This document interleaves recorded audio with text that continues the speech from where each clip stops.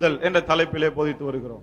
In teaching about knowing the Heavenly Father, பரலோக பிதாவை அறிந்து கொள்ளுதல் என்ற தலைப்பிலே we have taught several things already. ஏற்கனவே பல காரியங்களை நாம் போதித்து விட்டோம். We talked about first how we cannot know God without God himself revealing himself to us. முதலாவதாக தேவன் தம்மை வெளிப்படுத்தினாலொழிய தேவன் தம்மை தாமே வெளிப்படுத்தினாலொழிய நாம் தேவனை அறிந்து கொள்ள முடியாது என்று போதித்தோம். This is the great doctrine of revelation. இதுதான் வெளிப்பாட்டை குறித்த மிகப்பெரிய உபதேசம். Christian faith is a faith that comes by revelation. கிறிஸ்தவ விசுவாசம் என்பது வெளிப்பாட்டின் மூலமாய் உண்டாகிற ஒரு விசுவாசம். God revealing himself to us. தேவன் தம்மையே நமக்கு It is வெளிப்படுத்துகிறார். not man searching for God. ஏதோ மனிதன் தேவனை தேடி அலைவதல்ல. It is not man's effort. அது மனிதனுடைய பிரயாசம் அல்ல. It is God revealing himself to mankind. அது தேவனே மனுக்குலத்துக்கு தம்மை வெளிப்படுத்துவதாகும். Then we talked about the scriptures. பிறகு வேத வாக்கியங்களை குறித்து நாம் பேசினோம். How the scriptures are an authoritative account of this revelation of God. எப்படி தேவனை குறித்த இந்த வெளிப்பாட்டை வேதாகமம் அதிகாரப்பூர்வமாய் நமக்கு கொடுக்கிறது என்று பார்த்தோம். And then we talked about how illumination comes through the Holy Spirit. பிறகு பரிசுத்த ஆவியானவர் மூலமாய் எப்படி வெளிச்சம் பிரகாசம் உண்டாகிறது என்று பார்த்தோம். God reveals himself. தேவன் தம்மையே வெளிப்படுத்துகிறார். Whatever is revealed is recorded in this book. அவர் எதையெல்லாம் வெளிப்படுத்தி இருக்கிறாரோ இந்த புத்தகத்திலே அது But வெளிப்படுத்தப்பட்டிருக்கிறது. we won't understand it just because he has revealed and it is recorded here. We need the help of the Holy Spirit to illuminate us, help us to understand. ஏதோ அவர் வெளிப்படுத்தி இந்த புத்தகத்தில் எழுதி இருக்கிறதுனாலே நாம் இதை புரிந்து கொள்ள முடியாது.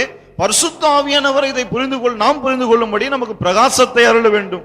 Those three things are basic. அந்த மூன்று காரியங்கள் அடிப்படையானவைகள். Then we talked about the essential nature of God. பிறகு தேவனுடைய இன்றியமையாத குணாதிசய தன்மையை குறித்து படித்தோம். That he is a spirit. அதாவது தேவன் ஆவியா இருக்கிறார். This is something that we need to understand. இந்த காரியத்தை நாம் புரிந்து கொள்ள வேண்டும். So we talked about how God is a spirit. ஆகவே தேவன் எப்படி ஆவியா இருக்கிறார் என்று பார்த்தோம். How God is eternal. பிறகு தேவன் எப்படி நித்தியனா His இருக்கிறார். omnipotence. எப்படி அவர் சர்வ வல்லவரா இருக்கிறார். Omnipresence. சர்வ வியாபியா இருக்கிறார். Omniscience. சர்வ ஞானியா இருக்கிறார். All of these things, these great attributes of God we talked about. தேவனுடைய குணாதிசயங்களை பற்றி எல்லாம் நாம் படித்தோம். Now those attributes that we've been talking about in the past, கடந்த காலங்களிலே நாம் பேசி வந்த அந்த குணாதிசயங்கள் எல்லாம் they are all sometimes called incommunicable attributes of God. அந்த குணாதிசயங்கள் எல்லாம் தேவன் மற்றவர்களுக்கு கொடுக்க கூடாத கொடுக்க முடியாத குணாதிசயங்கள் என்று அழைக்கப்படுகிறது. Last week we began to talk about what we call communicable attributes of God. கடந்த வாரம் தேவன் மற்றவர்களுக்கு கொடுக்கக்கூடிய குணாதிசயங்களை பற்றி நாம் பேச ஆரம்பித்தோம். I mentioned that I forgot to mention that point last week, that is why I mention it now. கடந்த வாரம் நான் அதை சொல்ல மறந்து விட்டேன், ஆகவே தான் இன்றைக்கு நான் அதை சொல்லுகிறேன். Last week we talked about the holiness of God. கடந்த வாரம் தேவனுடைய பரிசுத்தத்தை குறித்து நாம் பேசினோம். That God is holy. அதாவது தேவன் பரிசுத்தர் என்று. But then the Bible tells us that we must be holy. என்றாலும் வேதம் சொல்லுது நாமும் பரிசுத்தராய் இருக்க வேண்டும். As he is holy, then the same way we must be holy. அவர் எப்படி பரிசுத்தரா இருக்கிறாரோ அதே போல நாமும் பரிசுத்தரா இருக்க வேண்டும். He is a God of holiness. அவர் பரிசுத்தத்தின் தேவனா இருக்கிறார். He requires holiness from us. நம்மிடத்தில் பரிசுத்தத்தை அவர் கோருகிறார். But notice before that, ஆனா அதுக்கு முன்பதாக இதை we கவனிங்க. talked about omnipotence. சர்வ வல்லவர் பற்றி பார்த்தோம். The Bible doesn't say we should be omnipotent. நாமும் சர்வ வல்லவர்களா இருக்க வேண்டும் என்று வேதம் சொல்வதில்லை. Because that omnipotence of God is something that belongs to God only, and he does not communicate it to us. ஏனென்றால் சர்வ வல்லமை என்பது தேவனுக்கு மட்டுமே பொருந்தக்கூடியது, அவருக்கு மட்டுமே உரியது, அதை அவர் நமக்கு கொடுப்பதில்லை. Similarly, omnipresent. அதே போலதான் சர்வ வியாபி என்ற He doesn't குணாதிசயம். say as God is omnipresent, you be omnipresent. தேவன் சர்வ வியாபியா இருக்கிறது போல நீங்களும் சர்வ வியாபியா இருங்கள் என்று சொல்லவில்லை. Same way with omniscience. அதே போலதான் சர்வ ஞானம் கூட.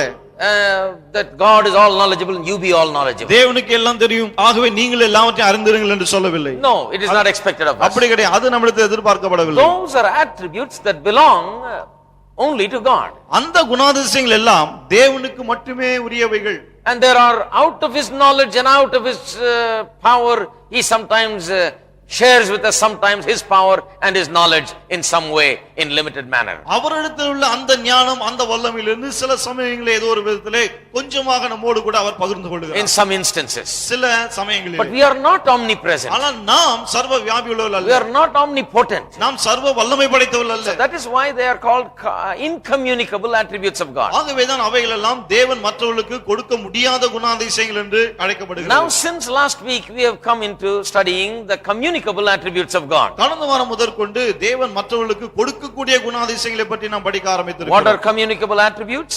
கொடுக்கக்கூடிய குணாதிசயங்கள் என்னென்ன? We talked about God is holy. தேவன் பரிசுத்தர் என்று நாம் The பார்த்தோம். Bible says we must be also holy. வேதம் சொல்லுகிறது நாமும் பரிசுத்தராய் இருக்க வேண்டும் In other என்று. words, communicable attributes are attributes that have some correspondence in us. In some way, it belongs to us also. வேற விதமா சொல்ல போனால் இந்த கொடுக்கப்படக்கூடிய குணாதிசயங்கள் இருக்கிறது ஏதோ ஒரு விதத்திலே அது நம்மிலும் காணப்படுகிறது. In some way, in some sense, that belongs to us also. பாருங்க, ஏதோ ஒரு விதத்திலே அவைகள் நமக்கும் சொந்தமானதா இருக்கிறது. So now we come to the second communicable attribute of God. இப்பொழுது தேவனுடைய இரண்டாவது குணாதிசயம் கொடுக்கப்படக்கூடிய குணாதிசயத்துக்கு நாம் வருகிறோம். The second one is righteousness or justice. You can say it two ways. இரண்டாவது நீதி அல்லது நியாயம், இப்படியாகவும் சொல்லலாம். God's righteousness and justice. தேவனுடைய நீதியும் நியாயமும். Now we cannot really understand God without understanding these various aspects of God, of who he is and what he is like. பாருங்கள், தேவன் யார், அவர் எப்படிப்பட்டவராய், என்னவா இருக்கிறார் என்ற பல்வேறு அம்சங்களை அறிந்து கொள்ளாமல் தேவனை நாம் புரிந்து கொள்ள முடியாது. That is why we are covering all these sides. ஆகவே தான் எல்லா பக்கங்களிலிருந்து அவரை நாம் படிக்கிறோம். We sing saying he is more precious than gold and silver and more beautiful than diamonds. அவர் வெள்ளியிலும் பொன்னிலும் விலையேற பெற்றவர், வைரங்களை விட அழகானவர் என்றெல்லாம் நாம் பாடுகிறோம். They say if you take a diamond and look at it from every angle that you look at it, it looks different and you see more of its glory and என்ன beauty. சொல்கிறார்கள், ஒரு Diamond. ஒரு வைரத்தை எடுத்து அதை ஒவ்வொரு பக்கமா திரும்பும்போது ஒவ்வொரு பக்கத்திலும் ஒவ்வொரு விதமாய் அதனுடைய ஒளி வரும், அது ரொம்ப அழகா இருக்கும்ன்றாங்க. Much more with God.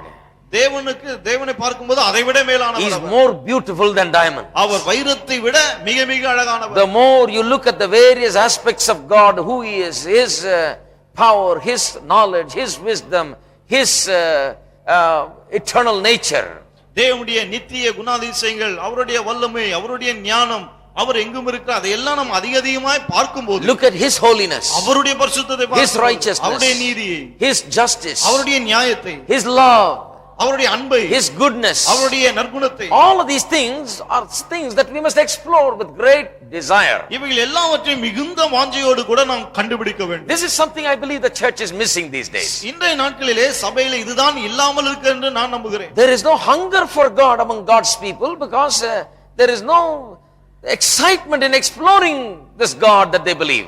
தாங்கள் ஆராதிக்கிற விசுவாசிக்கிற இந்த தேவனை அதிகமாய் கண்டறிய வேண்டும் என்ற ஒரு ஆசை இல்லாதனால தான் இப்படிப்பட்ட காரியங்களை அறிந்து கொள்ள வேண்டும் என்ற தாகம் மக்களுக்குள்ளே இல்லை. And because preaching is not aimed at revealing God and who he is. ஏனால் பிரசங்கங்கள் கூட தேவன் யார், அவர் என்னவா இருக்கிறார், இதை வெளிப்படுத்தக்கூடியதாக இல்லை. We have all found some shortcut formulas and methods and we just are in the business of giving people some shortcut method. மக்களுக்கு சில குறுக்கு வழிகளில் சில காரியங்களை போதித்து அப்படியே விட்டு விடுகிறோம். But the greatest thing that you can learn நீங்கள் கற்றுக்கொள்ளக்கூடிய மிகப்பெரிய காரியம் is to learn about God himself. தேவனை குறித்து கற்றுக்கொள்வது. They that know their God are strong and they do a great exploit. தாங்கள் தேவனை அறிந்தவர்கள் அதற்கு ஏற்றபடி செய்வார்கள். Now the way we'll cover this righteousness and justice of God is this.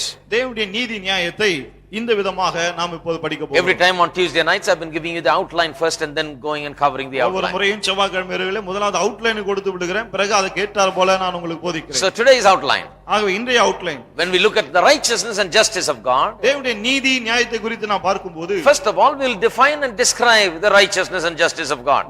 முதலாவதாக தேவனுடைய நீதி நியாயம் என்றால் என்ன என்ற அதனுடைய அர்த்தத்தை நாம் சொல்லுவோம். Define and describe. அதனுடைய அர்த்தத்தை சொல்லி விவரிப்போம். Secondly, இரண்டாவது we'll consider the ways in which the righteousness and justice of God is revealed throughout the scriptures. தேவனுடைய நீதி நியாயங்கள் வேத வாக்கியங்களிலே எப்படியெல்லாம் அது வெளிப்படுத்தப்பட்டிருக்கிறது என்பதை நாம் பார்க்க போகிறோம். Thirdly, we'll look at the implication of this truth for us, for the saints as well as for the sinners. மூன்றாவதாக இந்த சத்தியமானது பரிசுத்தவான்கள் பாவிகள் இவர்களுக்கு எவ்வாறு பொருந்துகிறது என்று பார்ப்போம். All these truths, let me remind you once again, are not great doctrines that must be just absorbed in the mind. இந்த நாம் போதிக்கிற இந்த சத்தியங்கள் எல்லாம் ஏதோ மனதில மாத்திரம் தங்கி இருக்கக்கூடிய பெரிய பெரிய உபதேசங்கள் கிடையாது. It is something very practical. இவைகள் நடைமுறைக்கு ஏற்ற காரியங்களா இருக்கிறது. Sure, these are great doctrines, but these are doctrines that provoke us to live in a particular way. இவைகளெல்லாம் பெரிய பெரிய உபதேசங்கள் தான், உண்மைதான், என்றாலும் ஒரு குறிப்பிட்ட விதத்தில் வாழும்படியாக இவைகள் நம்மை தூண்டி விடுகிறது. The Christian faith is not about doctrines, it is about doctrines that transform us. கிறிஸ்தவ விசுவாசம் என்றால் வெறும் உபதேசங்கள் அல்ல, நம்மை மாற்றக்கூடிய உபதேசங்களாக அவைகள் இருக்கிறது. Doctrines that give life, ஜீவனை கொடுக்கிற உபதேசங்கள், doctrines that bring victory, வெற்றியை கொடுக்கிற உபதேசங்கள், and overcoming power in our life. நம்முடைய வாழ்க்கையில மேற்கொள்ளும் சக்தியை கொடுக்கிற உபதேசங்கள். So that is why we always define and describe. ஆகவேதான் எப்போதுமே அது என்னவென்று சொல்லி அதை விளக்குகிறோம். Then we'll show from the scripture scriptures how it works out. பிறகு வேத வாக்கியங்களிலிருந்து எப்படி அது செயல்படுகிறது என்று காண்பிக்கிறோம். Then we show how it is related to us today. பிறகு இன்றைக்கு அது நமக்கு எவ்வாறு ஏற்றதா இருக்கிறது என்று காண்பிக்கிறோம். Now first of all we'll go to the definition and the description of the righteousness and the justice of God. ஆக இன்றைக்கு முதலாவது தேவனுடைய நீதி நியாயம் என்றால் என்ன அவருடைய அர்த்தத்தை சொல்லி அதை நாம் விளக்க I'm going to போகிறோம். give you several scriptures later on, but right now let's listen to this. பிற்பாடு பல வசனங்களை உங்களுக்கு கொடுக்க போகிறேன். ஆனால் இப்பொழுது இதை நாம் கவனிப்போம். How can you define the righteousness of God? தேவனுடைய நீதியை நாம் எவ்வாறு குறிப்பிடலாம்? See, this attribute of righteousness and justice flows directly from holiness. That is why I taught about holiness first, and then I've come to righteousness and justice. தேவனுடைய நீதி நியாயம், இந்த நீதி நியாயம் எனும் இந்த குணாதிசயம் நேரடியாக பரிசுத்தத்திலிருந்து வரக்கூடியதா இருக்கிறது. ஆகவேதான் முதலாவது பரிசுத்தத்தை குறித்து உங்களுக்கு போதித்தேன். That is why it is important that we put the doctrines in the right order. ஆகவேதான் இந்த உபதேசங்களை சரியான வரிசையிலே வைப்பது நமக்கு முக்கியமா இருக்கிறது. So it flows directly from holiness. ஆகவே இந்த குணாதிசயம் நேரடியாக பரிசுத்தத்திலிருந்து வரக்கூடியதா இருக்கிறது. We have said last week that God is holy. கடந்த வாரம் நாம் சொன்னோம் தேவன் பரிசுத்தராய் இருக்கிறார் என்று. Now righteousness and justice of God means that holiness of God is now manifested in God's dealings with men and women in this earth. That is what righteousness and justice is all about. நீதி நியாயம் என்றால் என்ன அர்த்தம்? தேவனுடைய பரிசுத்தம் தேவன் இந்த உலகத்தில் உள்ள ஆண்கள் பெண்களோடு கூட எந்த விதமாய் கிரியை செய்து இடைபடுகிறார் என்பதிலே வெளிப்படுகிறது. அதுதான். So the righteousness and justice of God flows out of his holiness. ஆகவே தேவனுடைய நீதி நியாயம் என்பது அவருடைய பரிசுத்தத்திலிருந்து புறப்பட்டு வரக்கூடியதா இருக்கு. God is holy. தேவன் பரிசுத்தர். Therefore when he deals with us in this world, he deals with us in a particular way. ஆகவே இந்த உலகத்தில் வாழ்கிற நம்மோடு கூட அவர் இடைபடும் போது ஒரு குறிப்பிட்ட விதத்திலே இடைபடுகிறார். And when you look at the way God works with us, தேவன் நம்மோடு கூட இடைபடுகிற விதத்தை நீங்கள் பார்க்கும்போது you can see that because he is absolutely perfect and holy, he always is right. He is righteous and just in his dealings with us, in how he deals with us. அவர் முற்றிலும் பரிசுத்தரும் மாசற்றருமா இருக்கிறபடினாலே நம்மோடு கூட அவர் எப்படி நடந்து கொள்கிறார் என்பதை பார்க்கும்போது எல்லாமே அந்த அளவுக்கு நேர்த்தியா இருக்கிறது. Because he is holy. பரிசுத்தரா இருக்கிறபடியா every dealing that he has with us is always righteous and just. நம்மோடு கூட இடைப்படுகிற அவர் செய்கிற ஒவ்வொரு கிரியையும் எப்போதுமே நீதியாய் நியாயமானதா இருக்கிறது. Let me give you another way to say it. அதை இன்னொரு விதத்துல உங்களுக்கு சொல்லட்டும். Righteousness or justice is the quality in God which always causes him to do only that which is right. நீதி நியாயம் என்ற தேவனுடைய இந்த தன்மை இருக்கிறதே அது எப்பொழுதுமே தேவன் காரியங்களை சரியான விதத்திலே செய்யும்படியாய் தூண்டுகிறது. Only right. சரியானதாய் மட்டுமே. God never makes a mistake. தேவன் தவறே செய்வதில்லை. God is never at fault. தேவன் ஒருபோதும் தப்பாய் செய்வதில்லை. Now you got to notice this because a lot of people are in that kind of a mess. இத நீங்க கவனிக்கணும் சொன்னா நிறைய மக்கள் இப்படிப்பட்ட குழப்பத்திலே சிக்கி இருக்கிறார்கள். I've heard people say, well, look at me brother, I'm God's mistake, you know. நிறைய பேர் சொல்ல கேட்டு என்ன பாருங்க தேவன் செஞ்ச தப்பு நான் அப்படின்றாங்க. No, God never makes a mistake. கிடையாது, தேவன் தவறே செய்வதில்லை. He is always right. அவர் எப்பொழுதுமே சரியாய் தான் செய்கிறார். They look at their situations, their troubles and problems in life. வாழ்க்கையிலே தங்களுக்குள்ள பிரச்சனைகள் சூழ்நிலைகள் கஷ்டங்களை எல்லாம் பார்க்கிறார்கள். They say, well, why did God do this to me? என்ன சொல்கிறார்கள்? ஏன் தேவன் எனக்கு இப்படி செய்து விட்டார்? He has not done me right. எனக்கு அவர் சரியான காரியத்தை செய்யவில்லை. He has not done right the just thing for me. எனக்கு அவர் நியாயமான காரியத்தை செய்யவில்லை. Wrong, my friend. தவறு நண்பர்களே. The fact of righteousness and justice of God is this, that this is the quality in God. This is about our God.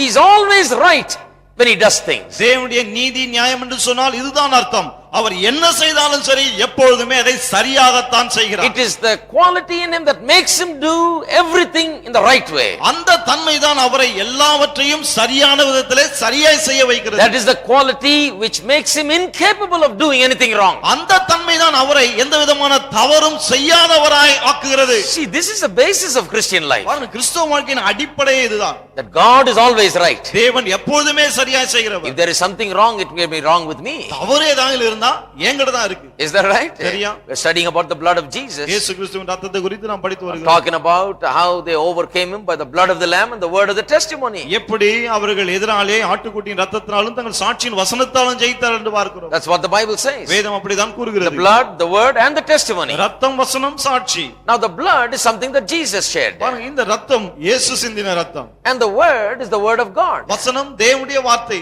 These two never change. இந்த இரண்டும் மாறுவதே இல்லை. The blood never loses its power. ரத்தம் தன்னுடைய வல்லமை இழந்து The போவதில்லை. word can never lie. வசனமும் பொய் சொல்லவே The முடியாது. word and the blood, the the two out of the three elements remain the same. No matter what changes, these two never change. இந்த மூன்றிலே ரத்தம் வசனம் இவை ரெண்டும் மாறுவதே கிடையாது. என்ன நடந்தாலும் சரி அப்படியே இருக்கிறது. But ஆனால் the defeat at the hands of the devil comes because our testimony is the only thing that can change. நம் மாறக்கூடியது நம்முடைய சாட்சி மட்டுமே. ஆகவேதான் பிசாசின் கரங்களிலே நாம் தோல்வி வருகிறோம். Testimony is the only thing that can change. சாட்சி மட்டும்தான் மாறக்கூடியது. The word says something, வசனம் ஒன்றை சொல்லுகிறது. tells us about what the blood has done. ரத்தம் என்ன செய்திருக்கிறது என்று வசனம் சொல்லுகிறது. But do we say the same thing? ஆனால் நாம் அதே காரியத்தை What சொல்லுகிறோம். is our testimony? நம்முடைய சாட்சி என்ன? You see, this is the thing about God. பாருங்கள், தேவனை குறித்த காரியம் இதுதான். Always the wrong is with us. எப்போதுமே தவறு நம்மிடத்துல தான் இருக்கிறது. God is always right. தேவன் எப்போதுமே சரியா இருக்கிறார். Everybody say this with me. எல்லாரும் சேர்ந்து Because I சொல்லுங்க. think this is very important. இது ரொம்ப முக்கியம் நான் நினைக்கிறேன். God is never wrong. தேவன் ஒருபோதும் தவறே செய்வதில்லை. God is never wrong. தேவன் ஒருபோதும் தவறே செய்வதில்லை. He is always right. அவர் எப்பொழுதுமே சரியா செய்கிறார். This is the basis of his righteousness and justice. அவருடைய நீதி நியாயத்தின் அடிப்படை இதுதான். This is the way that God does everything in this world. தேவன் இந்த உலகத்திலே இப்படிதான் எல்லாவற்றையும் செய்கிறார். So because he is holy, ஆகவே அவர் பரிசுத்தராய் இருக்கிறபடியால், and because he only deals in a righteous and just way, அவர் நீதியின் நியாயமான விதத்தில் மட்டுமே இடைபடுகிறபடியால், at one point in time God gave his laws to his people. ஒரு குறிப்பிட்ட காலகட்டத்திலே தேவன் தம்முடைய மக்களுக்கு தம்முடைய நியாய பிரமாணத்தை கொடுத்தார். He said, I am holy God. அவர் சொன்னார், நான் பரிசுத்தமுள்ள தேவன். And I want you to be in this way. நீங்கள் இந்த விதத்திலே வாழ வேண்டும் என்று நான் I want you விரும்புகிறேன். to conduct yourself in line with my holiness. என்னுடைய பரிசுத்தத்துக்கு ஏற்றார் விதத்திலே நீங்கள் நடந்து கொள்ள வேண்டும் என்று நான் விரும்புகிறேன். He says, this is what my law says. அவர் சொல்லுகிறார், என்னுடைய பிரமாணம் இதை தான் சொல்லுகிறது. This is what you must do. This is how you must deal. இதை இப்படி தான் நீங்கள் செய்ய வேண்டும், இப்படி தான் நீங்கள் நடந்து கொள்ள வேண்டும். That is the 10 commandments. இதுதான் 10 If you கற்பனைகள். read the 10 அந்த commandments, 10 கற்பனைகளை நீங்கள் வாசித்தால் what are they? அவைகள் என்ன They சொல்லுகிறது? are the righteous demands that the holy God makes upon human beings. பரிசுத்தமுள்ள தேவன் மனு மக்களிடத்திலே கோருகிற நீதியான கோரிக்கைகள் அவைகள். He says, I am righteous, அவர் சொல்லுகிறார், நான் நீதி உள்ளவர், I am just, நான் நியாயம் உள்ளவர், I am holy, நான் பரிசுத்தம் உள்ளவர், I only work the right way, நான் சரியான விதத்தில் மட்டுமே செயல்படுகிறேன். and this is the way I want you to work. இப்படிதான் நான் செயல்பட விரும்புகிறேன். Here is the 10 commandments. 10 கற்பனைகள் இங்க இருக்கிறது. You live by it. அதன்படி நீங்கள் வாழுங்கள். The 10 commandments is the expression of God's righteousness. 10 கற்பனைகள் தேவனுடைய நீதியை வெளிப்படுத்துகிறதா இருந்தது. You want to know what God is like? தேவன் எப்படி இருக்கிறார் அறிய விருப்பமா? Look at the 10 commandments. 10 கற்பனைகளை பாருங்கள். God is absolutely holy. தேவன் முற்றிலும் பரிசுத்தர். There is no lie in him. அவரிலே பொய்யே கிடையாது. There is no evil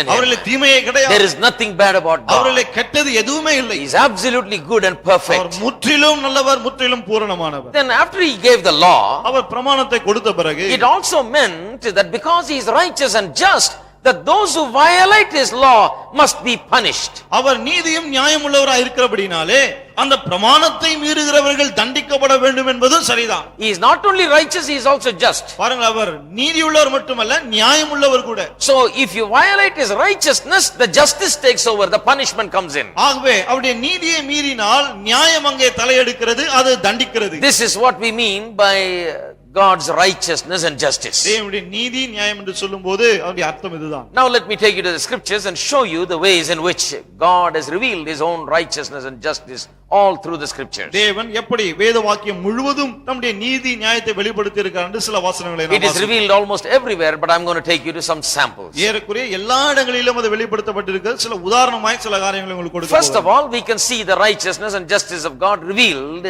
in his wrath that is shown. முதலாவதாக தேவனுடைய நீதி நியாயம் அவர் வெளிப்படுத்தின கோபாக்கினையிலே காணப்படுகிறது என்று பார்க்கிறோம். Turn with me to Ephesians chapter 3. திருப்பும் எபேசியர் 3ஆம் அதிகாரம்.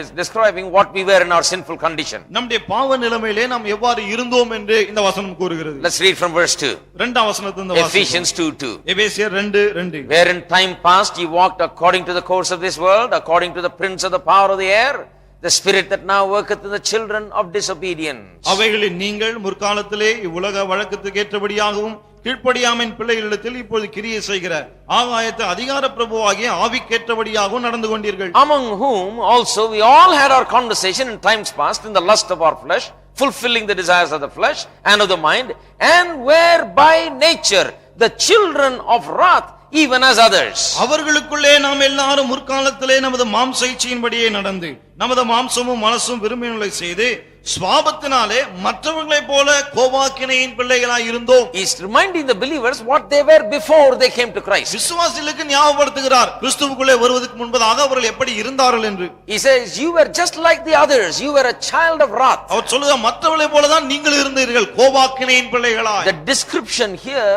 reminds us of what we were before we came to Christ. இங்க இருக்கிற வர்ணனை கிறிஸ்துவுக்குள்ளே நாம் வருவதற்கு முன்பதாக எப்படி இருந்தோம் என்று நமக்கு கூறுகிறது. Isn't that right?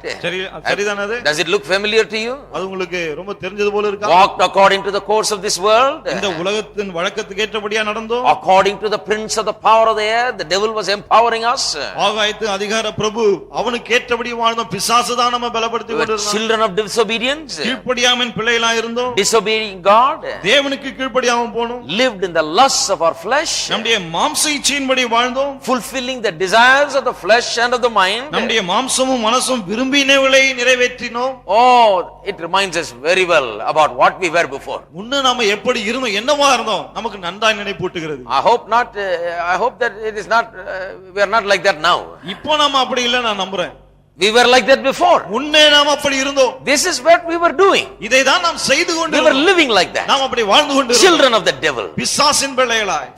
Dominated by Satan. சாத்தானால் ஆட்கொள்ளப்பட்டவர்கள். Lusts and desires and the worldly manner of living was part of our life. உலக பிரகாரமான வாழ்க்கையும் இச்சைகளும் அவைகள் தான் நம்முடைய வாழ்க்கையாகவே இருந்தது. That's the way we lived. அப்படிதான் நாம் வாழ்ந்தோம்.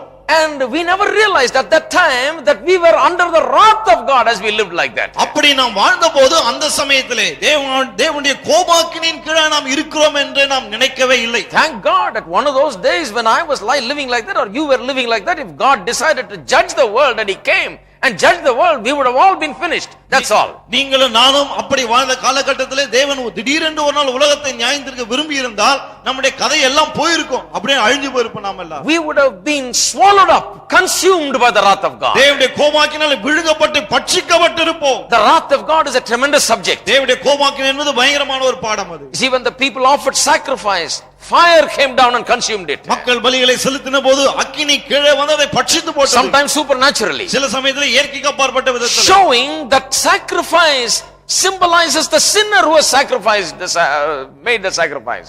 அந்த பலியை செலுத்தின பாவி அவனை பிரதிபலிக்கும்படியா இருந்தது என்பதை காண்பித்தது. The sinner lays his hands upon the sacrifice. பாவி பலியின் மீது தன் கரங்களை வைக்கிறான். Transfers all of his sins onto the sacrifice. தன்னுடைய பாவங்களை எல்லாம் அந்த பலியின் மீது அவன் சுமத்துகிறான். Then kills the sacrifice. அந்த பலியை கொல்லுகிறான். And as he puts it upon the altar, அதை பலிபீடத்தின் மேல் வைக்கும்போது the sinner stands there and sees himself there. பாவி அங்கே நின்று கொண்டு தன்னையே அங்கே பார்க்கிறான். He says, the soul that sin shall die. பாவம் செய்கிற ஆத்துமா சாகும் என்று சொல்லுது. This is me.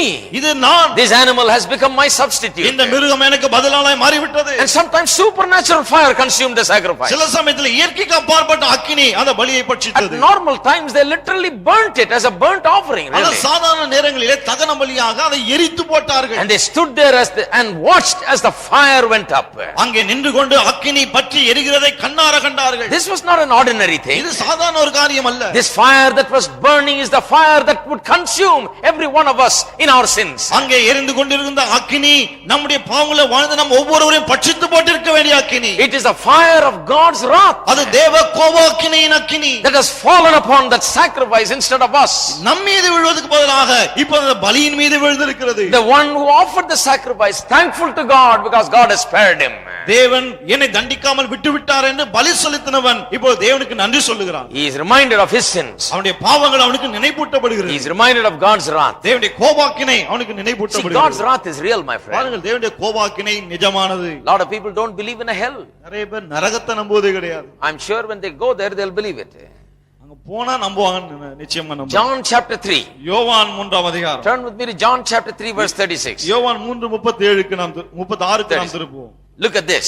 இதை பார்ப்போம். He that believeth on the Son hath everlasting life. குமாரனிடத்தில் விசுவாசமாய் இருக்கிறவன் நித்திய ஜீவனை உடையவனாய் இருக்கிறான். But he that believeth not the Son shall not see life, but the wrath of God abideth on him. குமாரனை விசுவாசியாதவனோ ஜீவனை காண்பதில்லை, தேவனுடைய கோபம் அவன் மேல் நிலை நிற்கும். Now listen to what it says. அது என்ன சொல்லுதுன்னு If பாருங்க. you believe Jesus, you have eternal life. இயேசுவை விசுவாசித்தால் உங்களுக்கு நித்திய ஜீவன் உண்டு. If you don't believe, விசுவாசிக்கவில்லை என்றால் then the wrath of God abides. பிறகு தேவ கோபாக்கினை நிலை நிற்கிறது. Why? ஏன்? People say, well, if I don't believe, then God is angry at me. மக்களுக்கு என்ன கேக்குறாங்க, நான் விசுவாசிக்கலன்னா தேவனுக்கு என் மேல கோபமா? No, it's not like that. அப்படி கிடையாது பாருங்க. You're already in a sinful condition. ஏற்கனவே பாவ நிலைமையிலே நீங்கள் இருக்கிறீர்கள். Only believing in him as your savior brings you to the other side in the favor of God. இயேசு என்னுடைய இரட்சகர் என்று விசுவாசித்தால் தான் நீங்கள் தேவனுடைய தயவை பெற பாத்திரராய் இருக்கிறீர்கள். Only then can God look upon you with favor. அப்போதுதான் தேவன் உங்களை பட்சமாய் பார்க்க முடியும். Only then can God accept you. அப்போதுதான் தேவன் உங்களை ஏற்றுக்கொள்ள முடியும். That is why it says, he that believeth on him has everlasting life. ஆகவே என்ன சொல்லுகிறது, அவரை விசுவாசிக்கிறவன் நித்திய ஜீவனை உடையவனாய் இருக்கிறான். What about the one who doesn't believe? அப்படியானால் விசுவாசியாதவன் He is still in his sins. அவன் இன்னமும் தன் பாவங்களில் இருக்கிறான். As long as he does not believe, he still remains in his sins. எதுவரைக்கும் விசுவாசியாமல் இருக்கிறானோ அதுவரைக்கும் தன் பாவங்களிலே இருக்கிறான். And the wrath of God is hovering over his head. தேவனுடைய கோபாக்கினை அவன் தலையின் மீது அப்படியே இருக்கிறது. You see, the Bible says in the book of Hebrews, எபிரேய நிருபத்திலே வேதம் சொல்கிறது, this is the two sides to the coin. This is the two sides to the coin. நாணயத்தின் ரெண்டு பக்கங்கள் இவை. Hebrews says it very well. எபிரேய ரொம்ப நல்லா அதை சொல்லுது. It says God is love. தேவன் அன்பா இருக்கிறார். But then it says our God is a consuming fire. அதே நேரத்தில் சொல்லுகிறது தேவன் பட்சிக்கிற அக்கினியா இருக்கிறார். Have you ever considered both sides? என்னைக்காவது ரெண்டு பக்கத்தையும் நினைச்சு பார்த்திருக்கீங்களா? See, God's wrath is revealed towards sin. தேவ கோபாக்கினை பாவத்தின் மீது வெளிப்படுத்தப்பட்டிருக்கிறது. Why is God wrathful towards sin? ஏன் தேவன் பாவத்தை காணும்போது அவ்வளவு கோபாக்கினை நிறைந்தவராய்? Why is God so filled with a consuming wrath over sin? பாவத்தை காணும்போது தேவன் ஏன் அவ்வளவு பட்சிக்கிற அக்கினியை போல இருக்கிறார்? I'll tell you why. ஏன் என்று உங்களுக்கு சொல்லட்டும். Because he is a holy, righteous and just God. ஏனென்றால் அவர் பரிசுத்தமும் நீதியும் நியாயமும் உள்ள தேவன். Because he is a righteous God. அவர் நீதியுள்ள தேவனாய் இருக்கிறபடியா. Because he has expressed his righteousness to the through the 10 commandments. 10 கற்பனையின் மூலமாய் தன்னுடைய நீதியை அவர் வெளிப்படுத்தி இருக்கிறபடியா. Because he is in essence a righteous, holy person. அவருடைய சாராம்சத்தை பார்க்கும்போது அவர் பரிசுத்தர் நீதியுள்ளவராய் இருக்கிறபடியா. He hates sin. பாவத்தை வெறுக்கிறார். He will consume the sin. பாவத்தை பட்சித்து போடுகிறார் with his wrath. தம்முடைய கோபாக்கினையினாலே. He hates sin with utmost hate. பாவத்தை முற்றிலும் அவர் வெறுக்கிறார். Now when we talk about the anger and the wrath of God, தேவனுடைய கோபாக்கினையை பற்றி நாம் பேசுகிறோம். you must remember that God is not angry like we see anger among men and women. மனுஷங்க கோபப்படுறாங்க இல்லையா, அந்த மாதிரி தேவன் கோபப்படுவது கிடையாது. நாம மனசுல when men and women are in a bad mood, they are angry. பாருங்க, மக்கள் கொஞ்சம் மூடு நல்லா இல்லன்னு சொன்னா கோபப்படுவாங்க. Maybe they didn't eat good enough today. If you happen to catch them at the wrong moment, you will get the bad end of their attitude, you know. ஒருவேளை நீங்க ஒழுங்கா சாப்பிடாம இருந்து அந்த நேரத்துல நீங்க அவங்க கிட்ட போய் வாய் கொடுத்தீங்கன்னா நல்லா கோபத்தை வெளிப்படுத்துவாங்க. They will just lash out on you with anger. கண்ணாவனான கோபத்துல உங்களை திட்டுவாங்க. But then later on the mood changes, they'll come and say, oh no, forget me. அப்புறம் மூடு மாறிட்டோனே என்ன சொல்லுவாங்க, ஒண்ணு இல்ல, please forget what I said. தயவு செய்து நான் சொன்னதை மறந்துடுங்க. It's just a mood of anger. அந்த நேரம் அந்த மூடுக்கு ஏத்த மாதிரி கோபம் வரும். They can just blast you in anger just in a moment. கோபத்துல திடீர்னு உங்களை மலமலன்னு திட்டுவாங்க. You know, all kinds of reasons are there for anger. கோபப்படுறதுக்கு நிறைய காரணங்கள் இருக்கு. But God is not a moody person. தேவன் இப்படி மூடுக்கு ஏற்ற மாதிரி நடக்கிறவர். When you go to God, you don't think, well, is he in a good mood today? ஆண்டவர்ட்ட போகும்போது இன்னைக்கு நல்ல மூட்ல இருக்கிறாரா அப்படி நினைச்சு போறது. I don't want to catch him when he's angry.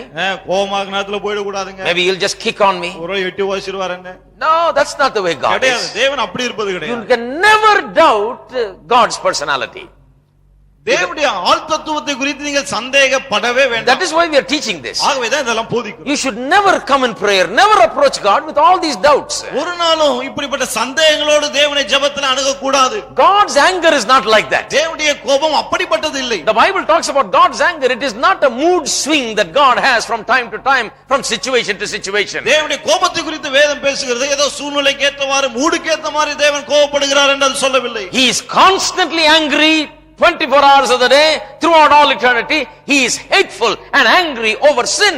24 மணி நேரம் நித்தியமாக பாவத்தை காணும் போதெல்லாம் தொடர்ந்து அவர் கோபமுள்ளவராகவே இருக்கிறார். He is never accommodating sin. ஒரு நாளும் பாவத்தோடு அவர் ஒத்து போறது இல்லை. He can never look at sin and say, well, it's all right, you know, I'll just. பாவத்தை நோக்கி பார்த்து இதெல்லாம் சரிதான் விட்டுறலாம் அப்படி நினைப்பதே கிடையாது. It's just a small sin, I'll just overlook. சின்ன பாவம் தான் அப்படியே கண்டு. God can never do that. தேவன் அப்படி செய்யவே முடியாது. He's got a certain principle by which he lives. அவர் சில கோட்பாடுகளை கொண்டிருக்கிறார், அதன்படிதான் அவர் வாழ்கிறார். He's got a certain nature. அவர் சில தன்மைகளை கொண்டிருக்கிறார். His nature is righteousness and justice. அவருடைய தன்மைதான் என்ன? நீதி நியாயம் என்பது. So he is always hating sin. ஆகவே எப்போதும் பாவத்தை வெறுக்கிறார். Always hating sinful deeds. எப்போதும் பாவ கிரியைகளை வெறுக்கிறார். Always hating sinful thoughts. எப்போதும் பாவ சிந்தனைகளை வெறுக்கிறார். God hates it. தேவன் அதை வெறுக்கிறார். So if you have sinful thoughts, ஆகவே பாவ எண்ணங்கள் இருக்கும் you என்றால், have sinful deeds, பாவ செயல்கள் இருக்கும் என்றால், if you have sinful words, பாவ வார்த்தைகள் இருக்கும் என்றால், then it's right, God looks upon it with wrath. பிறகு தேவன் அதை கோபாக்கினையோடு தான் பார்க்கிறார். God is not pleased with it. தேவன் அதிலே பிரியப்படுகிறது. God doesn't say it's all right, you're my child, I'll just manage with that. நீ என் பிள்ளை தானே, சரி பரவாயில்லை நான் பாத்துக்கிறேன். No. God never changes. தேவன் மாறுவதே கிடையாது. You can be sure. நீங்கள் நிச்சயமா If you are in இருக்கலாம். sin, நீங்கள் பாவத்துல இருந்தால், you have wrong thought, நீங்கள் தவறான எண்ணங்களை wrong deed, தவறான கிரியைகள் you இருந்தால், can be sure that God is not pleased with it. நீங்கள் நிச்சயமா இருக்கலாம் தேவன் அதிலே பிரியப்படுகிறதே இல்லை. Amen. Amen. That is why we stay away from those things. ஆகவே தான் அந்த காரியங்களை செய்யாமல் பாதுகாத்துக் கொள்வோம். But when we are in Christ, ஆனால் கிறிஸ்துவுக்குள் நாம் இருக்கும்போது, when we live for God, நாம் தேவனுக்கென்று வாழும்போது, then we are sure that God looks upon us in Christ and through Christ's righteousness. பிறகு தேவன் நம்மை பார்க்கும் போதெல்லாம் கிறிஸ்துவின் நீதியின் மூலமாய் கிறிஸ்துவுக்குள்ளாக நம்மை பார்க்கிற என்ற நிச்சயம் நமக்கு உண்டு. When God looks at you and I, தேவன் உங்களை என்னை பார்க்கும்போது, He looks at us clothed with the robe of righteousness. நீதியின் உடையை தரித்தவர்களாய் அவர் நம்மை பார்க்கிறார். So the wrath of God reveals the nature, that is His righteousness and justice. ஆகவே தேவனுடைய கோபாக்கினை அவருடைய நீதி நியாயம் என்னும் தன்மையை வெளிப்படுத்துகிறது. He is angry, he is wrathful at sin because his nature is like that. He is always right, he hates all that is wrong. பாவத்தை காணும்போது கோபப்படுகிறார், கோபாக்கினையுள்ளவராக இருக்கிறார் என்று சொன்னால் எப்பொழுதுமே அவர் சரியாய் தான் செய்கிறவர். ஆகவே பாவத்தை வெறுக்கிறார். Secondly, இரண்டாவது, the righteousness and justice of God is revealed in the forgiveness of our sins. தேவனுடைய நீதி நியாயம் நம்முடைய பாவங்களை அவர் மன்னிக்கிறாரே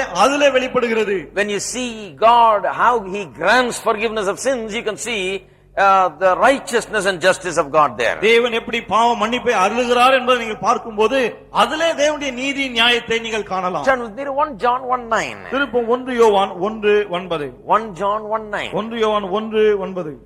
If we confess our sins, He is faithful and just to forgive us our sins and to cleanse us from all unrighteousness. நம்முடைய பாவங்களை நாம் அறிக்கையிட்டால் பாவங்களை நமக்கு மன்னித்து எல்லா நியாயத்தை நீக்கி நம்மை சுத்திகரிப்பதற்கு அவர் உண்மையும் நீதியும் உள்ளவராய் இருக்கிறார். Look at the words that are used there. அங்கே பயன்படுத்தப்படுகிற வார்த்தைகளை பாருங்க.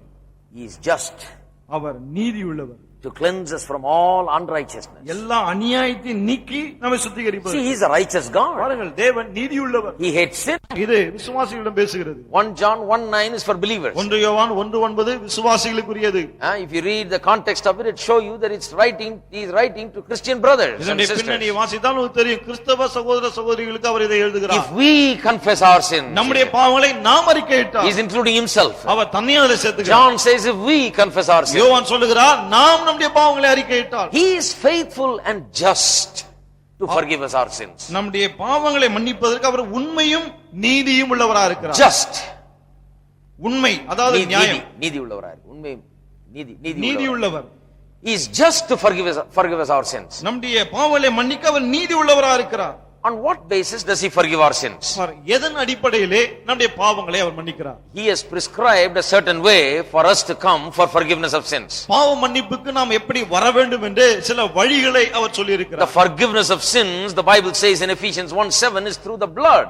பாவ மன்னிப்பு எபேசியர் 1:7 சொல்கிறது ரத்தத்தின் மூலமாக தான் உண்டாயிருக்கிறது என்று. So when we come for forgiveness of sins, ஆகவே பாவ மன்னிப்புக்காக நாம் வரும்போது, say, Lord, forgive my sins. நாம் சொல்லுகிறோம், ஆண்டவரே என் பாவங்களை மன்னி, Cleanse me through the blood of Jesus. இயேசுவின் ரத்தத்தினாலே என்னை His சுத்திகரி. blood was shed for me. அவருடைய ரத்தம் எனக்காய் சிந்தப்பட்டது. Forgive me, cleanse me and wash me. என்னை கழுவும் மன்னியும் சுத்திகரியும். When you come like that, அப்படி நீங்கள் வரும்போது, then because He has prescribed that way, that manner of coming for forgiveness of sins, He is just. And He's like a just judge.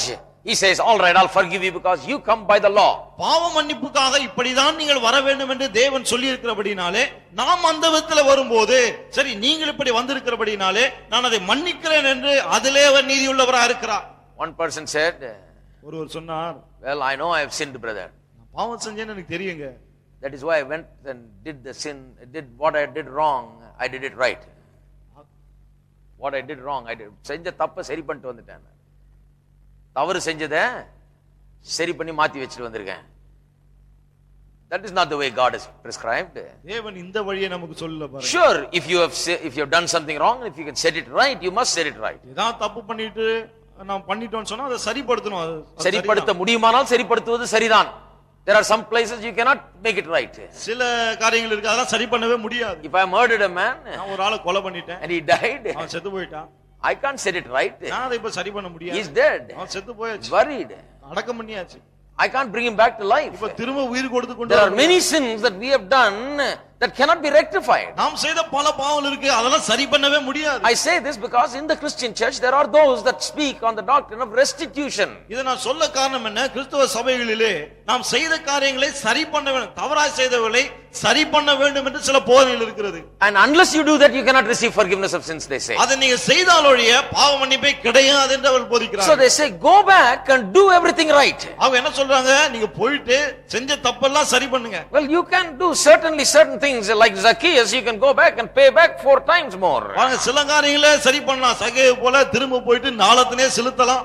They always teach that doctrine from the story of Zacchaeus. எப்பொழுதுமே இந்த உபதேசத்தை சகேயுவின் கதையை வச்சு தான் போதிப்பாங்க. Here is a man that extorted money from people, so he gave back. இந்த மனுஷன் அநியாயமா மக்கள் கிட்ட இருந்து வாங்கினா அதுவே திரும்ப கொடுத்தான். He got a lot of interest through it, so he is able to give it back. நிறைய வட்டி கிடைச்சது, அதனால அதுவே கொடுக்க முடிஞ்சது. What if the man went and spent it and blown it away? How will he pay back? அவன் பேர ஊதாரித்தனமா செலவழித்து எல்லாத்தையும் போட்டுதான் எப்படி அவன் கொடுத்திருக்க It was முடியும்? good that he could pay back, he paid back. கொடுக்க முடிஞ்சவனால அது நல்ல விஷயம் தான், அதுவே செலுத்தலாம். But that restitution is not a requirement for forgiveness of sins. ஆனால் பாவ மன்னிப்புக்கு செஞ்ச எல்லா தவற்றையும் சரி செய்ய வேண்டும் என்பது தேவையே கிடையாது. God did not say, if you restitute everything and do it right, then I will forgive you. தவறாய் செய்த எல்லாவற்றையும் நீ சரியாய் செய்து பிறகு இடத்துல வா, பிறகு மன்னிக்கிறேன் என்று தேவன் சொல்லவே இல்லை. Now people that believe like that are taunted and tormented with their past sins because they have not been able to make them right. இப்படி நம்புகிறவர்கள் தன்னுடைய கடந்த கால பாவங்களினால மிகவும் வேதனை உபத்திரப்படுத்தப்படுகிறார்கள். ஏன்னு சொன்னா கடந்த கால பாவங்களை அவங்களால் சரி செய்ய முடிகிறது இல்லை. Such groups and churches are there in the world today. உலகத்தில் இன்னைக்கு அப்படிப்பட்ட கூட்டங்கள் சபைகள் That இருக்கத்தான் is why I say that. ஆகவே தான் அதை It's a சொல்றேன். wrong basis. அது தவறான அடிப்படை அது. I tell you, the good news is that the forgiveness of sins is not through what I can do, it is through what Jesus has done. ஆனா நற்செய்தி இதுதான், பாவ மன்னிப்பு நான் என்ன செய்ய முடியும் என்பதை பொறுத்ததல்ல, இயேசு என்ன செய்தாரோ அதன் அடிப்படையில் இருக்கிறது. How can I receive forgiveness of sins? எப்படி நான் பாவ மன்னிப்பை பெற்றுக்கொள்ள I முடியும்? come and confess my sins. என் பாவங்களை வந்து அறிக்கை செய்கிறேன். And then the blood of Jesus cleanses me. பிறகு இயேசு கிறிஸ்துவின் ரத்தம் என்னை கழுவுகிறது. He is just. Our நீதியுள்ளவர். He has said, you come this way, then you get it. அவர் தான் சொல்லி இருக்கிறார், இப்படி வா பிறகு நீ அதை பெற்றுக்கொள். That is why it says he is just to forgive our sins. ஆகவே தான் பாவங்களை மன்னிக்க நீதியுள்ளவராய் இருக்கிறார். He will do it right. அவர் சரியா செய்வார். If he has said it, he will do it. அவர் சொன்னால் செய்வார். He will cleanse us from all our unrighteousness. நம்முடைய எல்லா அநியாயத்தையும் நீக்கி நம்மை சுத்திகரிப்பார். Thirdly, மூன்றாவது, you want to see the righteousness and justice of God? தேவனுடைய நீதி நியாயத்தை நீங்கள் காண I'm விரும்புகிறீர்களா? just giving you certain scriptures and examples and certain explanations. சில வசனங்களை சில உதாரணங்களை சொல்லி அவற்றை But there are விளக்குகிறார். more examples and from the Bible itself on these things. இந்த காரியங்கள் குறித்து வேதத்திலிருந்து இன்னும் நிறைய உதாரணங்கள் இருக்கிறது. For want of time, I will not go into it. நேரம் இல்லாதபடினால எல்லாவற்றையும் நான் சொல்ல But மாட்டேன். you can go into it. ஆனா நீங்கள் அவைகளை படிக்கலாம். You can fill up this outline with a lot of things. இந்த அவுட்லைன்ல நிறைய காரியங்களை நீங்க The போட்டுக்கொள்ளலாம். third way the righteousness and justice of God is revealed தேவனுடைய நீதி நியாயம் வெளிப்படுத்தப்படுகிற மூன்றாவது வழி is revealed in the fact that God always keeps his word. He does what he says he will do. தேவன் எப்போதுமே தாம் என்ன சொன்னாரோ அதன்படி செய்கிறார். அதன் மூலமாய் அது வெளிப்படுகிறது. When you look at the way of God's dealings with men and women, தேவன் மனுமக்களோடு இடைபடுகிற விதங்களை நீங்கள் காணும்போது you will see that he is always righteous and just. அவர் எப்போதுமே நீதியும் நியாயம் உள்ளவராய் இருக்கிறதை நீங்கள் காணலாம். He promises certain things, அவர் சில காரியங்களை வாக்கு then பண்ணுகிறார். you see him fulfilling the promises. பிறகு வாக்குத்தத்தங்களை நிறைவேற்றுகிறதை நீங்கள் He காணலாம். never forgets the promises. ஒரு நாளும் வாக்குத்தத்தங்களை மறப்பதே கிடையாது. Never comes back and say, I can't do it. ஒரு நாள் அப்புறம் வந்து என்னால செய்ய முடியாதுன்னு சொல்வதில்லை. Whatever he promises, he always does. என்னவெல்லாம் வாக்கு பண்ணுகிறாரோ எப்போதும் அப்படியே செய்கிறார். He told Abraham that his generations will be there in Egypt for 400 years. ஆபிரகாமுக்கு சொன்னார், உன்னுடைய சந்ததியார் எகிப்திலே 400 வருடங்கள் இருப்பார்கள் என்று. 400 years passed. 400 வருடங்கள் கடந்தது. He remembered them. அவற்றெல்லாம் நினைவு கூர்ந்தார். It's like an alarm clock went on in heaven. பரலோகத்துல ஒரு அலார்ம் கிளாக் வந்தது போல God says, all right, it's time now. தேவன் சொன்னார், சரி இப்ப நேரம் வந்து 400 years I said they'll be there. 400 வருஷம் இருப்பாங்கன்னு சொன்னேன். Now it's 400 years. இப்போ 400 வருடங்கள் ஆகிவிட்டது. Now I better go and get them out of there. இப்போ நான் அவளை போய் வெளியே கொண்டு He வரேன். promised it 400 400 years later, he remembered it meticulously to come back and do it. வாக்கு பண்ணினார் 400 வருடங்கள் கழித்து சரியாக நினைவு கூர்ந்து வந்து அந்த காரியத்தை செய்து முடித்தார். That is why when Moses was born, ஆகவேதான் மோசே பிறந்தபோது the Bible says, by faith, the parents of Moses took the child and hid the child. வேதம் சொல்லுகிறது விசுவாசத்தினாலே மோசேயின் பெற்றோர்கள் அந்த குழந்தையை கொண்டு போய் ஒளித்து வைத்தார்கள் என்று. A lot of people give a lot of reasons I've heard for this. நிறைய பேர் இதுக்கு நிறைய காரணங்களை சொல்லி இருக்காங்க. Some people say, well, the child was a beautiful child, so they hid the child. இல்ல என்ன சொல்றாங்க, பிள்ளை ரொம்ப அழகா இருந்தது ஆக ஒளிச்சு வச்சாங்கன்றாங்க. Some people said, well, the child was hidden because they were desperate to save the child. சில என்ன சொல்றாங்க, எப்படியாவது இந்த குழந்தையை காப்பாத்தணும்னு அவங்க தவிச்சாங்க ஆகவே ஒளிச்சு வச்சாங்க. No, the Bible says, gives the reason. கிடையாது, வேதம் அந்த காரணத்தை நமக்கு By சொல்லுகிறது. faith. விசுவாசத்தினாலே. By faith. விசுவாசத்தினாலே. I am certain that hundreds of people try to hide their child. எனக்கு நிச்சயமா தெரியும் நூற்றுக்கணக்கான மக்கள் தங்கள் பிள்ளைகளை ஒளித்து வைக்க முயற்சித்திருப்பார்கள். Because the decree was to kill all the male children at the birth itself. ஏனென்றால் கட்டளை என்ன, பிறக்கும் போதே எல்லா ஆண் பிள்ளைகளையும் கொலை செய்ய That வேண்டும். was the king's decree. அதான் ராஜாவின் கட்டளை. But now they are saving the child by faith. ஆனால் இப்பொழுது இந்த பிள்ளையை விசுவாசத்தினாலே காப்பாற்றுகிறார்கள். I'm sure because the king's decree was like that, many people through their fear and through their desperation tried to hide their child. ராஜாவின் கட்டளை அப்படி இருந்தனால अनेक மக்கள் பயத்தினாலே தீவிரமாக தங்கள் பிள்ளைகளை ஒளித்து வைக்க முயற்சித்திருப்பார்கள். The parents of Moses were different. ஆனால் மோசேயின் பெற்றோர்கள் வித்தியாசமானவர்கள். By faith they hid the child. விசுவாசத்தினாலே பிள்ளையை ஒளித்து What is வைத்தார்கள். faith? விசுவாசம் என்றால் Faith என்ன? is believing in God's word. தேவனுடைய வார்த்தையை விசுவாசிப்பதுதான் What விசுவாசம். did God's word say? தேவனுடைய வார்த்தை என்ன சொல்லுகிறது? God's word said to Abraham, 400 years you'll be there, then I will bring you out. ஆபிரகாமுக்கு தேவனுடைய வார்த்தை சொல்லியது 400 வருடங்கள் அங்க இருப்பார்கள், பிறகு வெளியே கொண்டு They வருவார்கள். remembered. அதை நினைவு They கூர்ந்தார்கள். counted the years. வருடங்களை எண்ணினார்கள். They say, "Oh, it's about time that God comes and delivers என்ன us." சொன்னார்கள்? தேவன் நம்ம வந்து விடுவிக்கிற நேரம் வந்து விட்டது. Surely our God is a God who remembers his promises. மெய்யாகவே நம்முடைய தேவன் வாக்குத்தத்தங்களை நினைவு கூறுகிற தேவன். He will certainly deliver our us. மெய்யாகவே நம்மை விடுவிப்பார். That is what prompted them in the first place to hide the child. இதுதான் முதலாவதாக அந்த பிள்ளையை அவர்கள் ஒளித்து வைக்கும்படி தூண்டியது. And then it happened exactly as God said. அதன் பிறகு தேவன் சொன்னபடி அப்படியே நடந்தது. Now the book of Habakkuk, is a very interesting book. பாருங்க, இந்த ஆபகுக் புத்தகம் ரொம்ப சுவாரஸ்யமான ஒரு புத்தகம். The whole question that the prophet raises there is this. அங்க தீர்க்கதரிசி எழுப்புகிற கேள்வியை தான் பாருங்க. Now I don't want to read any particular passage from there, but you can read the whole book later on. அதுல இருந்து எந்த குறிப்பிட்ட வசனத்தை வாசிக்க விரும்பல, நீங்களே அதை பிறகு But let me வாசிங்க. give you that as an example. ஆனா ஒரு உதாரணமா அதை கொடுக்கிறேன். The prophecy of Habakkuk. Habakkuk தீர்க்கதரிசனம். In that book is a perfect example of how that God, when he promises, he will always do it. அந்த புத்தகத்திலே தேவன் வாக்கு பண்ணினால் எப்படி எப்போதும் அதை சரியாய் செய்வார் என்று சொல்லப்பட்டிருக்கிறது. You see, the whole question of Habakkuk's day was, why is God allowing the people of God to suffer under the ungodly, idol worshipping Chaldeans? ஆபகுக்ல இருக்கிற கேள்வி என்ன? தேவ பக்தியற்ற இந்த மோசமான மக்கள் கரங்களிலே, கல்தேயருடைய கரங்களிலே தேவ ஜனங்கள் ஏன் கஷ்டப்பட்டு பாட அனுபவிக்க வேண்டும்? Why is God watching when these ungodly idol worshippers are overcoming God's people? துன்மார்க்கமான இந்த பொல்லாத ஜனங்கள் தேவ ஜனங்களை மேற்கொள்ளுகிறதை ஏன் தேவன் பார்த்து கொண்டு சும்மா இருக்க வேண்டும்? Is God sleeping? தேவன் என்ன தூங்குகிறாரா? Has he gone on vacation? தேவன் என்ன வெக்கேஷன்ல போய் விட்டாரா? Has he forgotten his promises? அல்லது தன்னுடைய வாக்குத்தத்தங்களை மறந்து விட்டாரா? Why God? ஏன் தேவன் அப்படி? Why do you allow this ungodly bunch of people to overcome us? ஏன் துன்மார்க்கர் வந்து எங்களை மேற்கொள்ள நீர் அனுமதிக்கிறீர்? Now that same question arises even now. பாருங்க, அதே கேள்வி இன்றைக்கும் எழும்புகிறது. It's a very relevant question for our times. நம்முடைய காலங்களுக்கு ஏற்ற ஒரு கேள்வி இது. Now a lot of people are saying, where is God? நிறைய பேர் கேக்குறாங்க, தேவன் எங்கே? Where is the God of Elijah? எலியாவின் தேவன் எங்கே? Where is the God of Moses? மோசேயின் தேவன் எங்கே? Is there not anybody to stand up and challenge? நமக்காக நின்று சவால் விடக்கூடிய யாரும் இல்லையா? Where is the God of Abraham, Isaac? ஆபிரகாமின் தேவன், ஈசாக்கின் தேவன் எங்கே? I tell you, my friend, if you don't know, don't be shouting where he is. He is there. அவன் சொல்லட்டும், எங்கன்னு தெரியலனா எங்கன்னு கூச்சல் போடாதீங்க, அவர் இருக்கிறார். Don't be saying, where is the God of Moses? மோசேயின் தேவன் எங்கே அப்படினு He has கேக்குறாங்க. not gone anywhere அவர் எங்கேயும் போகல. for you to shout like that. அப்படி நீங்க கூச்சல் He is போடாதீங்க. always there. அவர் எப்போதும் இருக்கிறார். If you know the word of God, தேவனுடைய வசனம் உங்களுக்கு தெரியும் என்றால் you will know that all things work together for good to them that love God and are called according to his purposes. தேவனுடைய நோக்கங்களின்படி அழைக்கப்பட்டு தேவனிடத்தில் அன்பு கூறுகிறவர்களுக்கு சகலமும் நன்மைக்கு ஏதுவாய் நடக்கிறது என்று உங்களுக்கு தெரியும். There was a time when the people of God were disobedient. தேவ ஜனங்கள் கீழ்ப்படியாமல் இருந்த காலம் ஒன்று இருந்தது. And in that period of disobedience, God allowed them to be overcome so that they will learn a lesson. கீழ்ப்படியாமல் இருந்த போதுதான் அவருக்கு ஒரு பாடத்தை கற்றுக் கொடுக்கும்படி தேவன் அவர்களை அப்படிப்பட்ட நிலைமைக்கு அனுமதித்தார். He didn't interfere. Our தலையிடவில்லை. He didn't save them. அவர்களை He காப்பாற்றவில்லை. let them suffer under the hands of the enemy. எதிரியுடைய கரத்திலே கஷ்டப்படும்படி விட்டு விட்டார். They were saying, where is our God? கேட்டாங்க, எங்களுடைய தேவன் எங்கே என்று. God is faithful. தேவன் உண்மையுள்ளவர். If you do what God says, then God will do what he says. தேவன் சொன்னதை நீங்கள் செய்தால் அவர் சொன்னதை அவர் செய்வார். And because of their disobedience, God let them go. கீழ்ப்படியாமை நிமித்தம் தேவன் அவர்களை அப்படியே விட்டு விட்டார். And they thought God is not there. God is not responding to their prayers. அவர்கள் என்ன யோசித்தார்கள், தேவனே இல்ல, நம்முடைய ஜெபங்களுக்கு பதில் கொடுப்பதில்லை என்று. But God is always there. ஆனால் தேவன் எப்போதும் If you இருக்கிறார். take the long view, நீங்க கொஞ்சம் உங்களுடைய கண்ணோட்டம் பெரிதா இருக்கும் என்றால், overall view, கண்ணோட்டம் ஒட்டுமொத்தமாய் நீங்கள் then you can பார்த்தீர்கள், see that God is always right and just. தேவன் எப்போதும் நீதி நியாயம் உள்ளவர் என்பதை நீங்கள் காணலாம். God is not standing there and watching these Chaldeans, these ungodly people overcome God's people. ஏதோ இந்த கல்தேயரும் மற்ற மக்களும் வந்து தேவ ஜனங்களை மேற்கொள்கிற தேவன் பார்த்து கொண்டு அப்படியே சும்மா It இருக்கிறது. was temporarily allowed அது தற்காலிகமாய் for அனுமதிக்கப்பட்டது a reason. ஒரு காரணத்துக்காக. Later on, God planned to utterly destroy the Chaldeans. பிற்பாடு இந்த கல்தேயரை முற்றிலும் அழிக்கும்படியாய்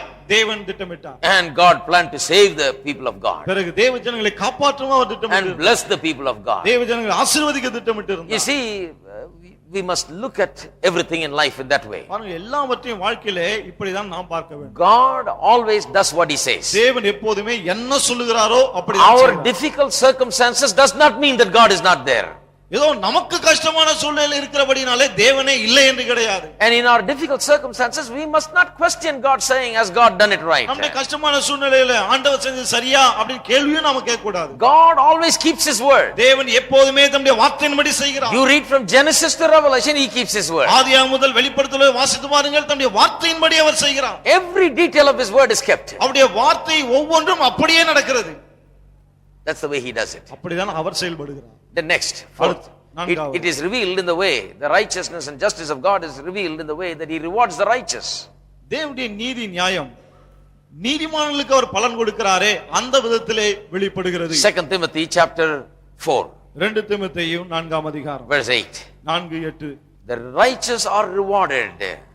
நீதிமான்களுக்கு பலன் In கொடுக்கப்படுகிறது. that you see his righteousness and justice. அதிலே தேவனுடைய நீதியையும் நியாயத்தை நீங்கள் காணலாம். Paul had gone everywhere, preached the gospel and suffered much for Christ. Pavul எல்லா இடத்திலும் போய் சுவிசேஷத்தை பிரசங்கித்தார், கிறிஸ்துவுக்காய் அதிகமாய் பாடுபட்டார். He says, அவர் சொல்லுகிறார், henceforth there is laid up for me a crown of righteousness, which the Lord, the righteous judge, shall give me at that day, not to me only, but unto all them also that love is appearing. இது முதல் நீதியின் கிரீடம் எனக்காக வைக்கப்பட்டிருக்கிறது.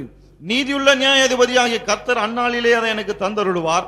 எனக்கு மாத்திரமல்ல, அவர் பிரசன்னமாவதை விரும்பும் யாவருக்கும் அதை தந்தருளுவார். Now if you read the context of it, it's very interesting. இதனுடைய பின்னணியை வாசித்தீங்கன்னா ரொம்ப சுவாரஸ்யமா இருக்கும். Particularly for preachers, it's very interesting. குறிப்பா பிரசங்கியாளருக்கு அது ரொம்ப For சுவாரஸ்யமா Bible students. Bible students If you read verse 2 in that chapter, அந்த அதிகாரத்துல 2ஆம் வசனத்தை he நீங்க is வாசித்தா exhorting students, he's exhorting Timothy, his disciples, saying, preach the word.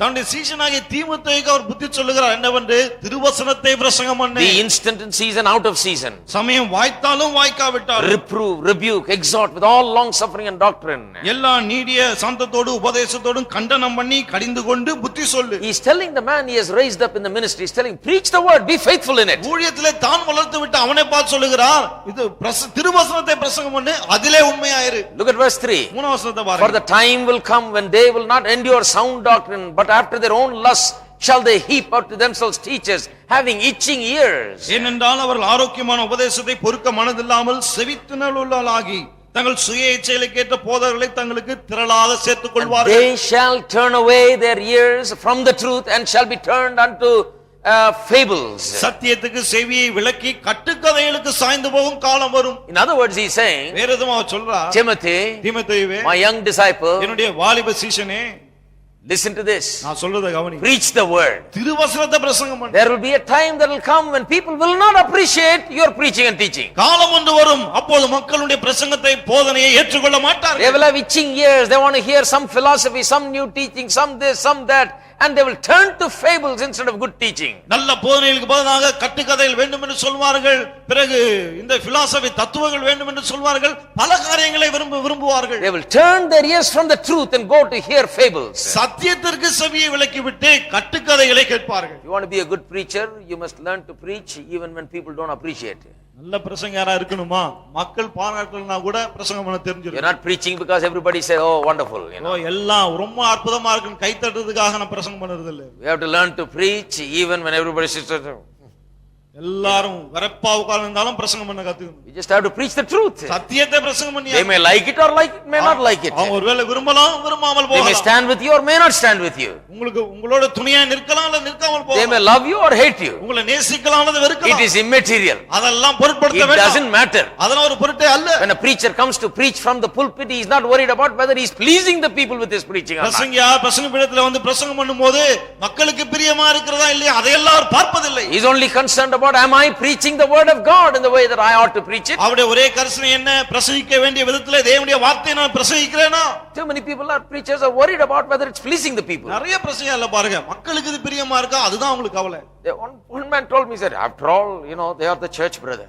ஒருத்தர் என்கிட்ட சொன்னாரு, மக்கள் தானங்க சபை. If they don't give the money, we can't burn the lights. அவங்க காசு கொடுக்கலனா ஒண்ணுமே. So I better preach in a way to please them. ஆக மக்களுக்கு எது பிரியமா இருக்கோ அப்படி நான் பிரசங்கம் பண்ணிடுறேன். I said, you're thinking wrongly, brother. நான் சொன்னேன், நீங்க தப்பா நினைக்கிறீங்க brother. Hello? Are you there? இருக்கீங்களா?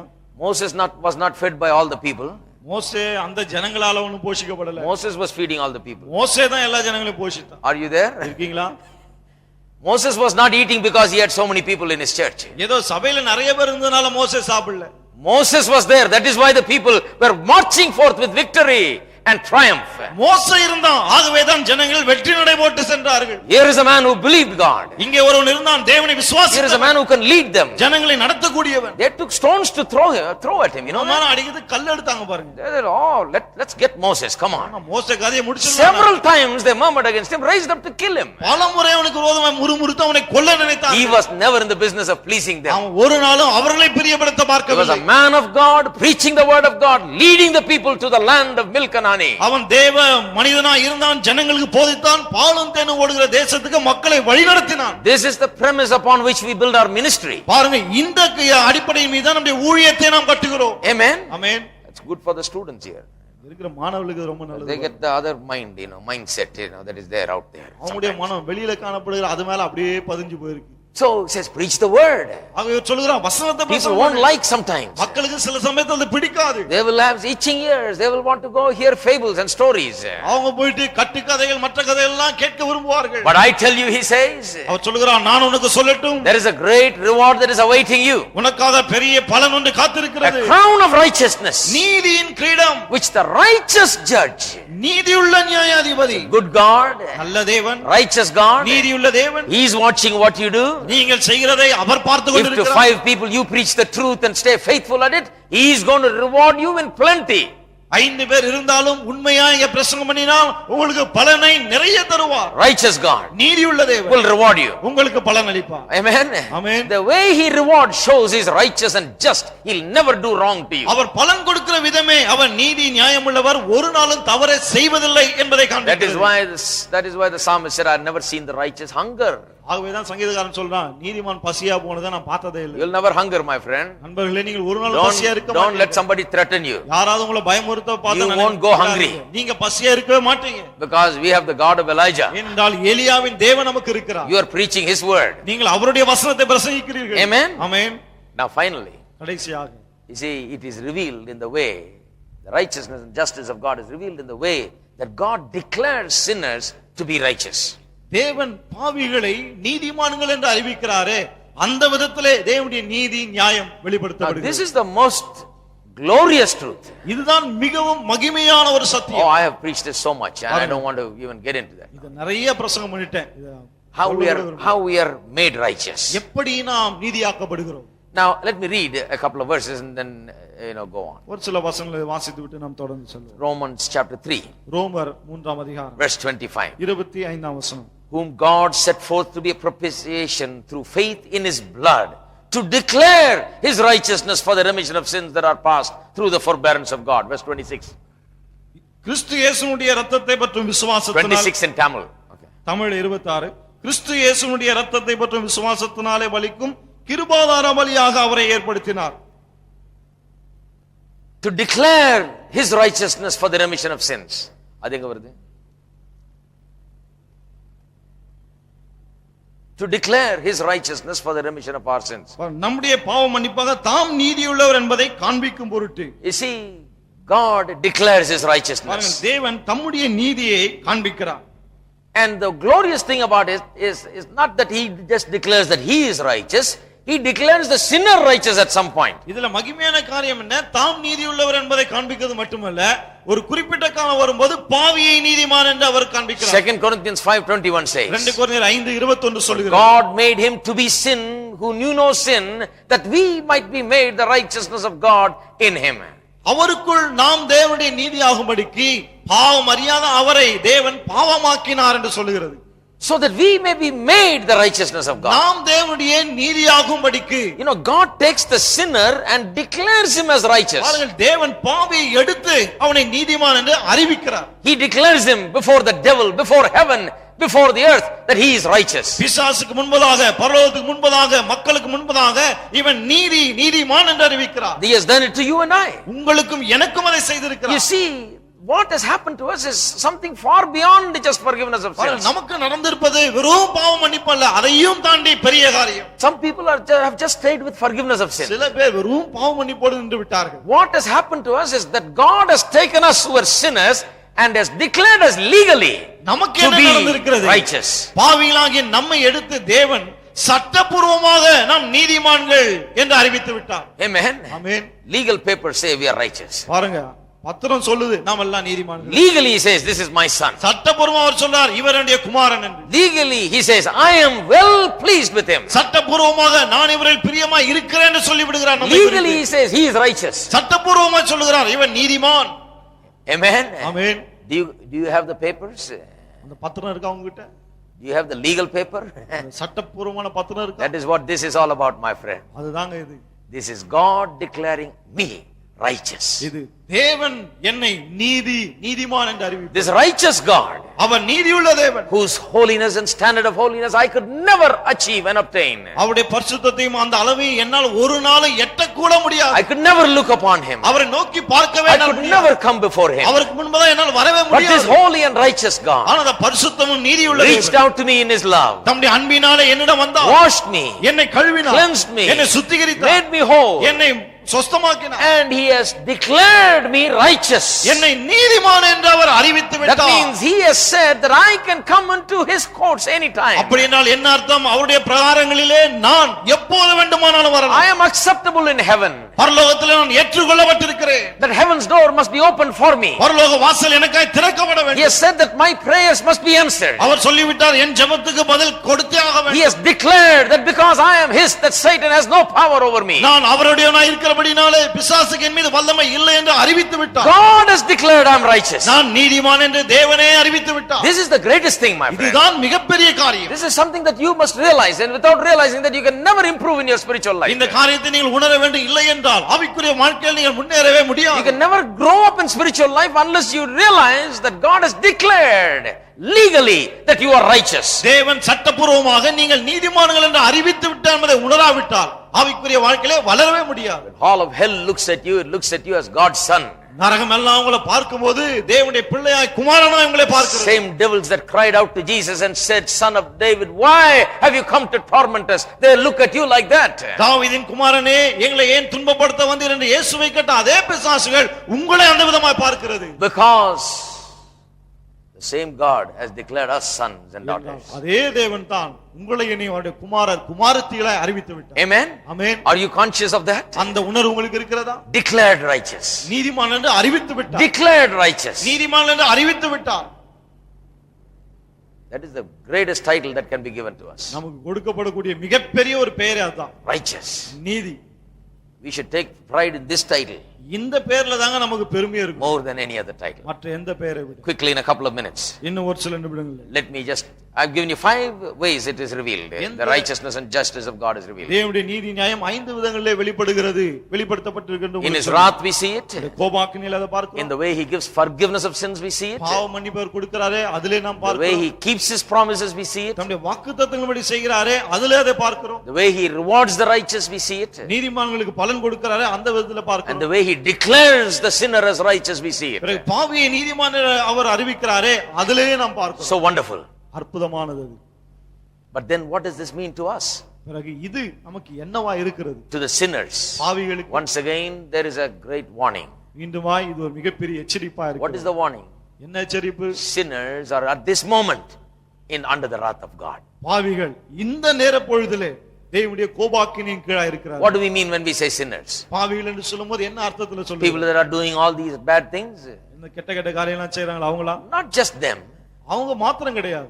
We are saying that anybody that has not believed in the Lord Jesus Christ and are saved in that manner. கர்த்தராகிய இயேசு கிறிஸ்துவை விசுவாசித்து ரட்சிக்கப்படாத இருக்கிற யாரானாலும் சரி அவர்கள் பாவிகள். அதுதான் சொல்றோம். He that believeth has eternal life. விசுவாசிக்கிறவனுக்கு நித்திய ஜீவன் உண்டு. He that believeth not on him, wrath of God abides on him. அவரை விசுவாசியாதவன் மீது தேவ கோபாக்கினை நிலை நிற்கிறது. Sinners are under the wrath of God. பாவிகள் தேவ கோபாக்கினின் கீழா இருக்கிறார்கள். Secondly, இரண்டாவது, sinners must know that forgiveness of sins can only be attained in the just and legal manner that God has prescribed. பாவ மன்னிப்பை தேவன் ஏற்படுத்தியிருக்கிற நீதி நியாயமான அந்த விதத்துல மட்டுமே பெற முடியும் என்பதை பாவிகள் அறிந்து கொள்ள வேண்டும். You can't make up for your sins. உங்களுடைய பாவங்களுக்காக நீங்களே எல்லாவற்றையும் செய்து விட முடியாது. What God has said you should do.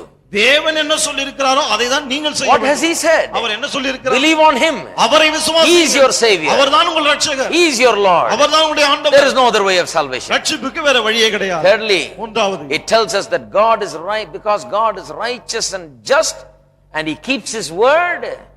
It means also that he will keep his word concerning the judgment of the sinner.